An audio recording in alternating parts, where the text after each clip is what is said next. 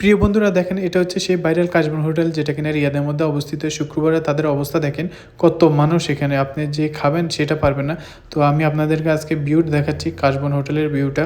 যখন আপনি সিঁড়ি দিয়ে উঠবেন, এখান থেকে আসলেই আপনি একটা গ্লাসের ডোর দেখতে পাবেন। দিয়ে ভিতরে প্রবেশ করার পরেই আপনারা এখানে তাদের ডিসপ্লেতে যে নাস্তার আইটেমগুলো থাকে সেটা দেখতে পাবেন। শুক্রবারে আসলে আপনারা অবশ্যই হাতে সময় নিয়ে আসবেন, একটু অপেক্ষা করতে হবে, কেননা আপনি আসলে এখানে দেখবেন অনেক মানুষ।